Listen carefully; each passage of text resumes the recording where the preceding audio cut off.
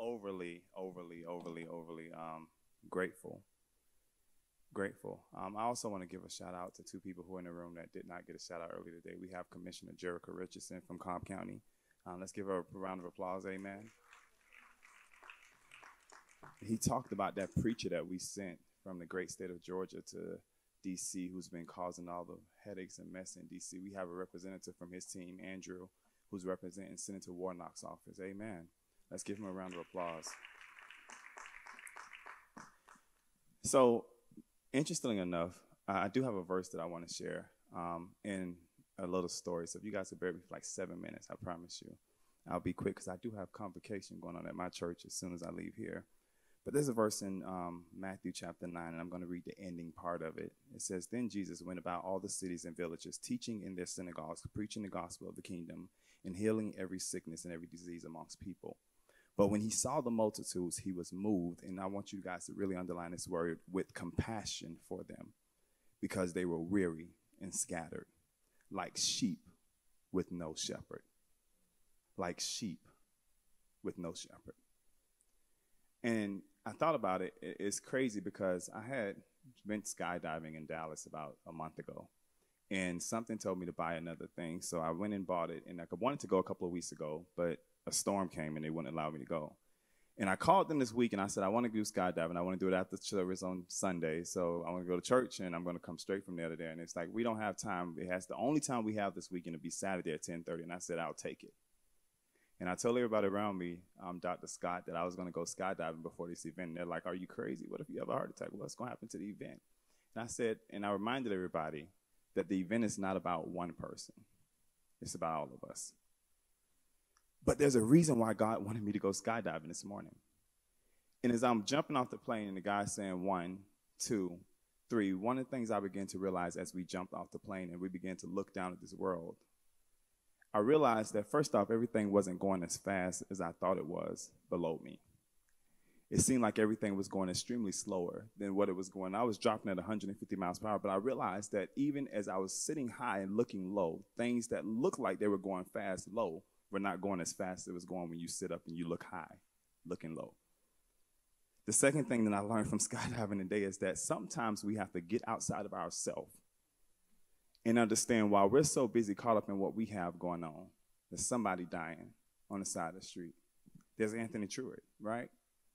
When we're so caught up with what we have going on, there's somebody who's out here in the streets that are homeless. While we're so caught up with what we have going on, somebody who's went to the hospital today and their mother was given the news that their mother would not be walking to the hospital. Somebody, while we have so much going on, who needs us. And it caught my attention in this particular verse because the Bible says Jesus looked upon the people and he had compassion upon the people because it looked like they were sheep without a shepherd.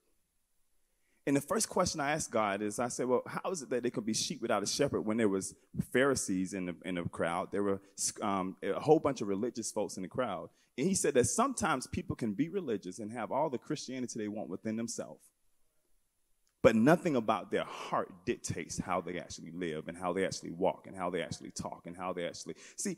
And what a heart thing does, it doesn't mean that you're always going to be perfect. It doesn't mean that you're always going to get it right. It doesn't mean that you don't get frustrated, but it means that in the core of who you are, you realize that people need you to be exactly where you are.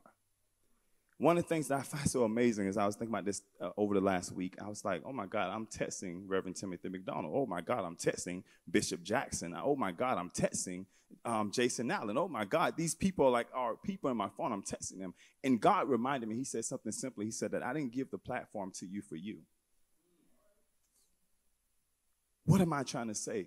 The reason why Jesus looked upon the people and had compassion upon the people, because, again, he said that they looked like sheep without a shepherd. The One Accord Conference is not about us coming here together and talking about the issues. We know what the issues are. We know that SB 202 is a problem. We know that mass incarceration is a problem. But we also have to understand that if the church does not stand up, if the church doesn't give it a voice, and what I mean by give it a voice, I don't care whether there's one person in the room or whether there's 100 people in the room. I don't care whether there's 200 people in the room or 500 people in the room. We have an obligation to tell the truth. We have an obligation to speak up because some of us, God has given us a platform that nobody else will have the opportunity to have. So when somebody asked me in the last week, they say, well, why is it that you choose to do what you do? Why is it that you choose to sacrifice the way you sacrifice? Why is it that you choose to go out of your way for people who sometimes don't like you? And I had to ask myself that same question. Why is it that I choose to do this? And I was reminded last weekend I was in Chicago, and I met with a group of leaders. And I met with a group of leaders who were from the political community, from the clergy community, and from the gangster community. And we were sitting in this church together, and we spent about 8 hours together, and nobody could record it. Nobody could take photos of it because we had an agreement before we walked into the room that some people didn't want to know who they was in the room talking to. But there was a young man who was in the room, and he stood up and he told a story about his brother. And he said, my brother did nothing wrong. He got up in the morning wanting to go to school. And the bullet wasn't even for him. All he wanted to do was get up and go to school. He said, my brother did nothing wrong. So he asked me a question after the service. He said, why is it that my brother had to be the sacrifice? And I took him back, and I didn't know what to say to him, Reverend McDonald, but I said, have you ever seen the movie The Shack? He was like, no, I've never seen it. And there's a part in the movie The Shack where this guy who had just lost his daughter, he asked Olivia Spencer, who represented God at the time, he said, why is it that if you love your son so much, and this is what gets me excited as a preacher, he said, why is it that you allowed him to go through the cross alone? And Olivia Spencer, representing God in that moment, she looked at him and she had tears coming out of her eyes. She said, what you failed to understand is I was with him there the whole time. Representing God and for the father aspect, what she did is she showed him his hand, and she said, the same place they nailed me or nailed him was the same place that I carried the nails at myself. Y'all, I'm here to tell y'all that we don't have enough wounded people in the room. We don't have enough people who have the scars of people who have lost their children to gun violence. We don't have enough people who have enough scars to people who have seen their children locked up in a system that is unfair and it seems to be out of control. We don't have enough scars for people who are laying on the street homeless. And just because we have a roof over our head, that we sometimes forget that if it had not been for God's grace upon our life, that could have been me on the corner needing somebody to call 911, because that was me in my house a couple of months ago when nobody was there and I needed someone to call 911, and the only person I can call on was Jesus, and somehow the ambulance showed up. We don't have enough people who are compassionate for what people have going on in their lives. We don't have enough people who are willing to say, I'm going to sacrifice a Saturday evening. And even though it's my study time, even if there is only going to be 20 or 30 people in the room, I'm going to sacrifice 2 hours of study time. Because I understand that somebody needs the platform that God has given me. We don't have enough Monica Delancey's to say that, you know what? It's not just enough to pray for people who are getting ready to be evicted. It's not enough for us to bother Jericho Richardson, but it's enough for me to be in the courtroom with them. And to understand that if it had not been for the grace of God upon my life, then I could be on the other side of this. See, and one of the things that caught me, Gerald, this year is that I was honored that I was going to meet with a judge, recently elected judge here in Cobb County. And she said, well, we just got off a Zoom meeting. And she said, well, if you're coming down to the courthouse, you have to come by my chamber. And for anybody who knows me, I'm an ex-offender, so I'm passionate about ex-offender rights because I am one. And it caught me in the moment. It says, how did you get here? When I walked into the judge's chamber. How did you get here? A man who once stood on the other side of the podium was now being given a tour by a judge of what it's like to be on the other side. And what it reminded me of is that God didn't give me this platform for just myself. How did we get here to yesterday where we hosted Jason Allen to talk about his school to over 50 people from South Fulton? From mayors to elected officials to clergy members. How do we get here? How do we get here? And I remember Dr. Carter. I grew up in, and anybody who knows church, you would know who Dr. Matt King Carter is. I grew up under the tutelage of Dr. Matt King Carter. He was my pastor. And one day he told us, he said, listen, if you're going to do this journey, you have to have a newspaper in one hand and a Bible in the other. What he's simply saying is that sometimes scriptures is just not enough for people. And James took it a step further, and I'm going to end here, but James took it a step further. James challenged his brethren at the time. He says that you show me your faith without works, And I'll show you my faith what? By my works. Y'all, people are dying because we don't have enough faith to put our works in action.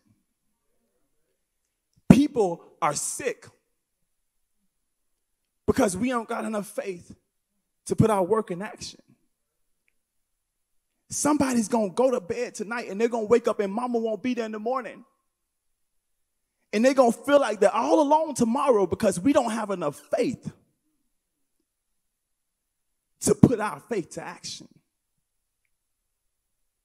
One of the things that is important for me is that for the last year, I've lost 3 people who were close to me. And in the last 2 years, I lost 4 people who were really close to me. It started with my grandmother in 2019. And when my grandmother died, I made a pact with myself and a pact with God that I would never forget how it felt to lose my grandma because she raised me. And what I've done, Ricky, is that every single time I hear about somebody who's lost a loved one, whether it was mama, daddy, auntie, uncle, I remember my grandmother. Why is that so important? Because it allows me to sympathize with what they're going through. As preachers, I'm here to tell us that people are tired of hearing our fake sympathy. People are tired of us just patting on the back and saying, it's going to be okay. Remember your mama. Remember when your daddy passed away. Remember when your grandmother passed away. And take that same energy and apply it to other people. See, what I've come to realize, Rev, is that the young people are not moved by what's going on. It's not that they're not moved by it. They want to see us do more.